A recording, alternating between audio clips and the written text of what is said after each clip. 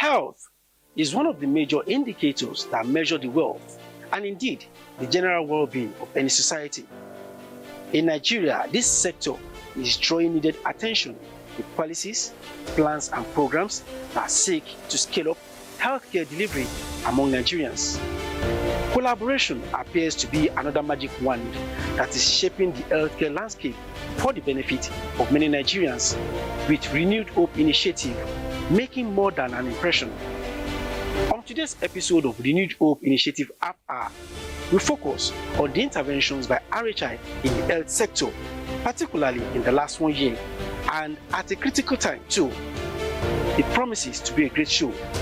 My name is Adeniyi Taiwo, and I say thanks for joining us.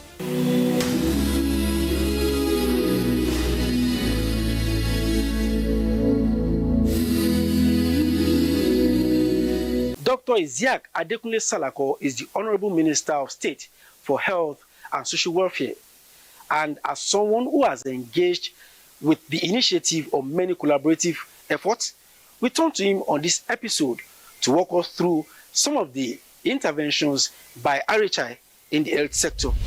Honorable Minister, let me welcome you to the Renewed Hope Initiative Half Hour.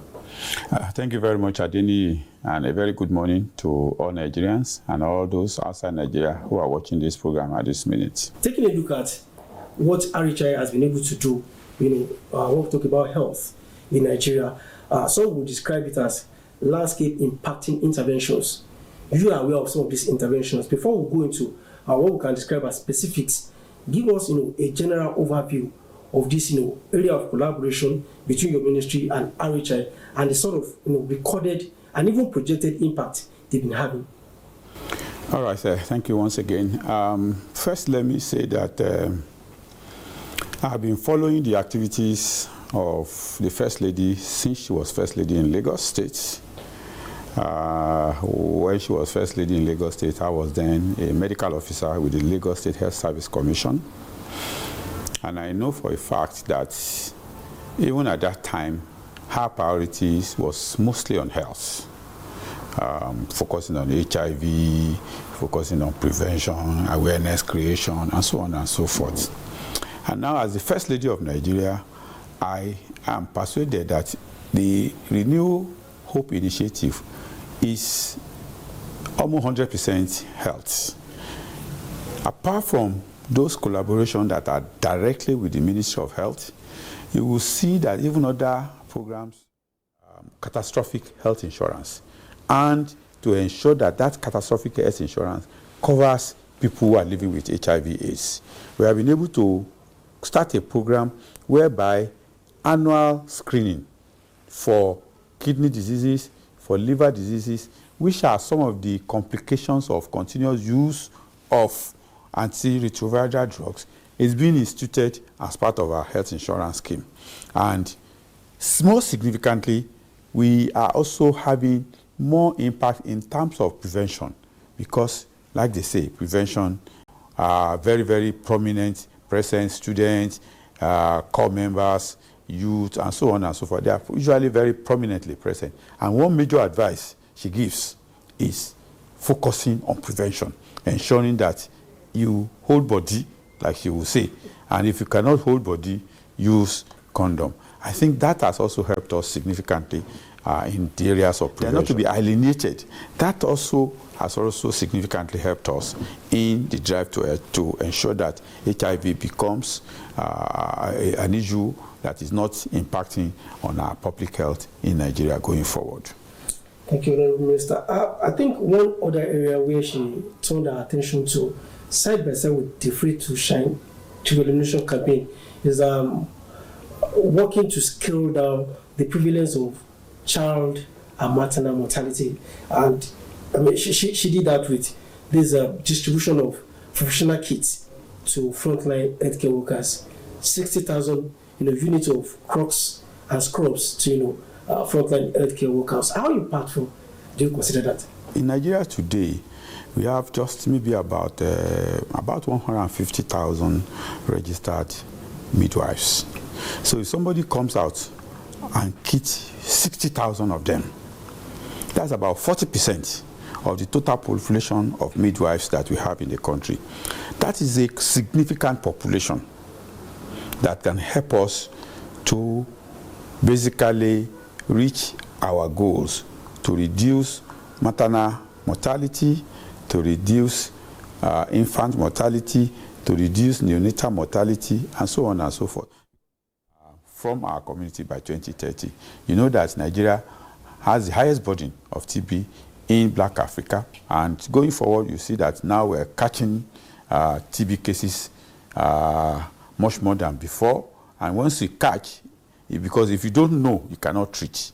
Once you know, then the opportunity to treat is provided. And knowing that TB is treatable, I think we can only thank the First Lady and pray that Almighty God will continue to enable her, will continue to be with her, so that she can continue to serve Nigeria in this capacity.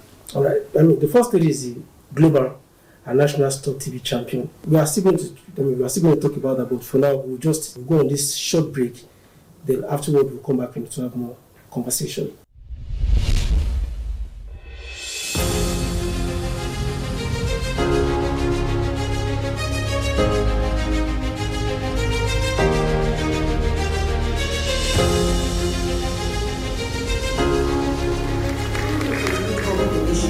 Which I chair, we have so far donated 2 billion naira, approximately $1.5 million to support Nigeria's TB response. Other stakeholders in Nigeria have also supported the national Stop TB efforts.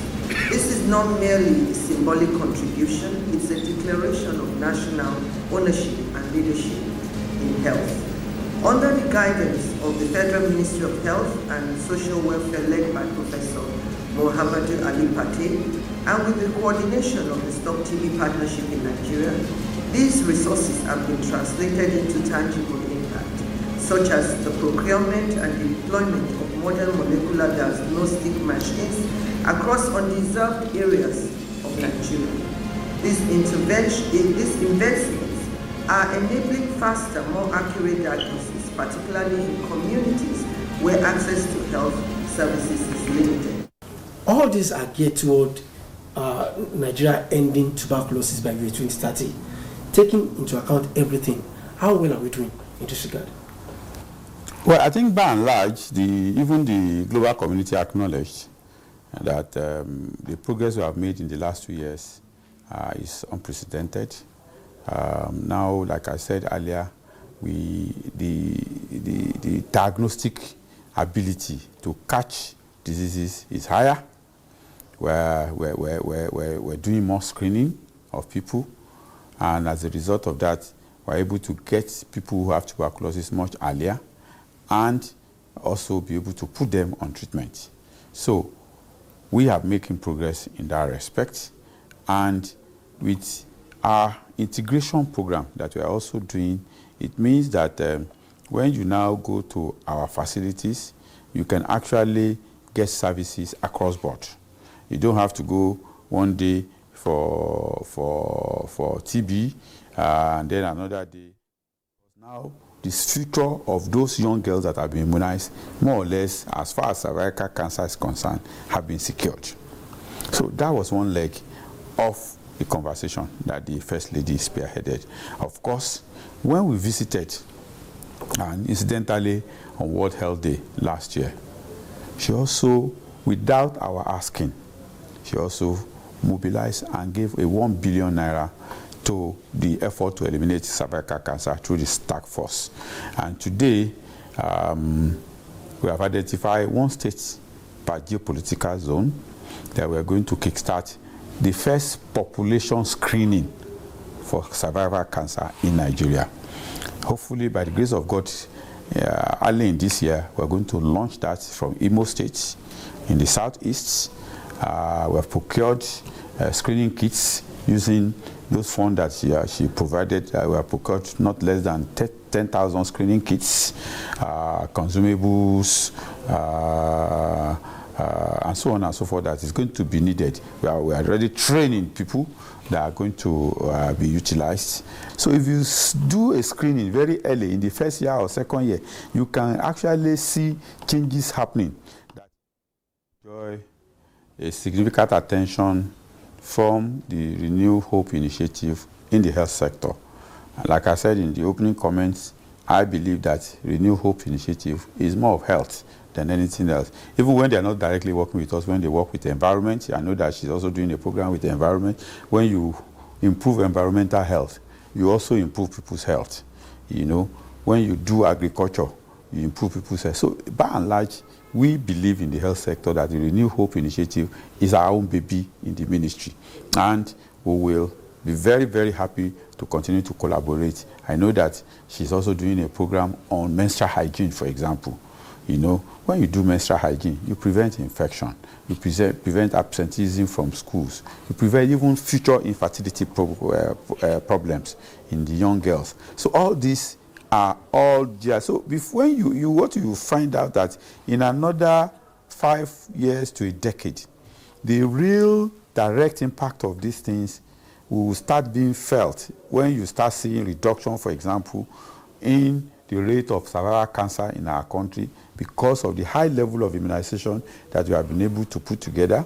You know, when you start seeing reduction in the level of HIV positivity in our country because of the high level of screening and awareness that we are creating, when you start seeing reduction in the level of tuberculosis in our country because of the high level of screening that we are doing, and so on and so forth. When you start seeing that our children are doing better in school because their nutrition has improved, you know, all this, you will start seeing the impact. Maybe in 5-10 years' time, Nigeria will start reaping the benefit of the Renew Hope initiative of Senator Oluremi Tinubu, CON. Our wish and our hope is that as a ministry, we will continue to collaborate with the RHI initiative to ensure that we drive the health agenda of President Bola Ahmed Tinubu to ensuring that the health of every Nigerian is treated as a matter of urgency and a matter of human rights. Thank you very much. Thank you very much, Honorable Minister. It's been such a pleasure talking to you. I would thank you for sharing your time and your thoughts with us on Renewed Hope Initiative half hour today.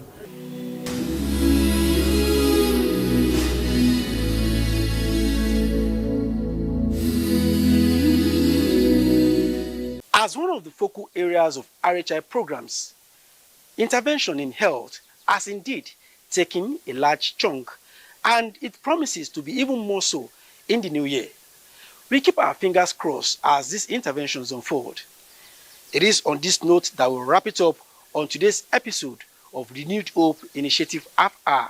We say many thanks for watching.